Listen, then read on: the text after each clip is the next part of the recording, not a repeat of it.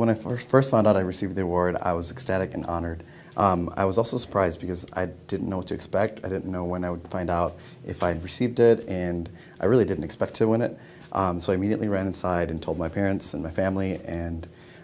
it was kind of an emotional experience because having gone through a lot with my family, and my family having immigrated from Mexico and worked so hard to give me all these opportunities in education, I really was grateful for receiving this award because it kind of showed my family that all the opportunities that they've given me were taken advantage of and put to good use. At the same time, I was also encouraged to continuously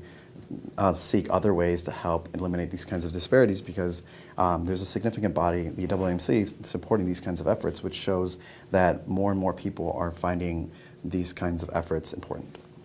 I think my role in eliminating healthcare inequities and promoting diversity as a Latino medical student, I think it's important for me to not only learn about the healthcare disparities, but to also gain an insight into the ways communities are affected by those kinds of disparities. I mean, I bring in my own experiences with it from my family, but there's so many populations out there and subpopulations that suffer from all these inequities, and they all suffer in similar ways. So I think it's my responsibility to understand how each population is affected, find similarities between them, and then understand solutions that might be able to affect all those populations. Second, it's also to take that knowledge and do something with it. So try to work with others that are like-minded and take those solutions and attempt to implement them despite all the challenges that we might face. One of the most significant experiences I had during my personal development occurred during my time abroad, working with different populations in Nicaragua and the Dominican Republic, and then hearing different stories about transnational mining companies and how they were affecting populations,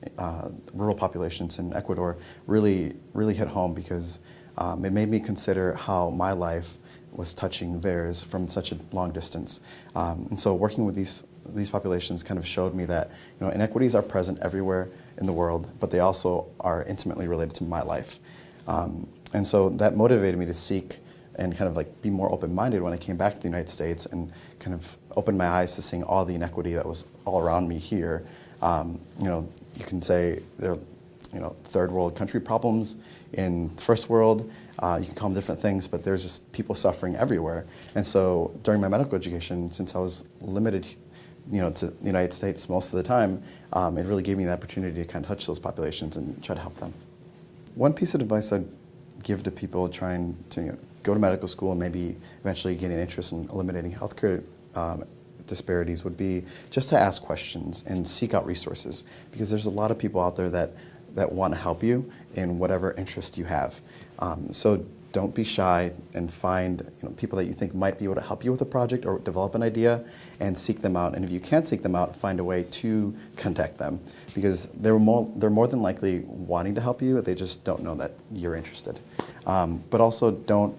let barriers such as that deter you from continuously developing an idea. I think there's a lot of different mechanisms through which you can explore ideas and develop projects, and it just takes a little bit of effort and a little bit of persistence to get to that point.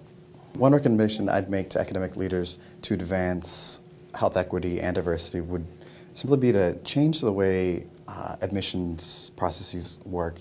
across all different healthcare professions, or at least promote it. A lot of times we focus on numbers, GPAs, MCAT scores for medical school, and that limits a lot of people that have great potential to succeed within medical school, but to also promote a lot of social change that's really necessary to change the face of medicine, to change the way medicine is practiced. And that's something they are doing kind of slowly, in my opinion, but I would highly encourage them to make a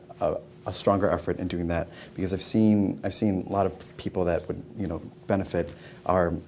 medical education system and our healthcare system, and that would really impact the communities within those two groups, but they don't have the opportunity because they may have not had the resources growing up, or they may have something that might inhibit them from moving forward.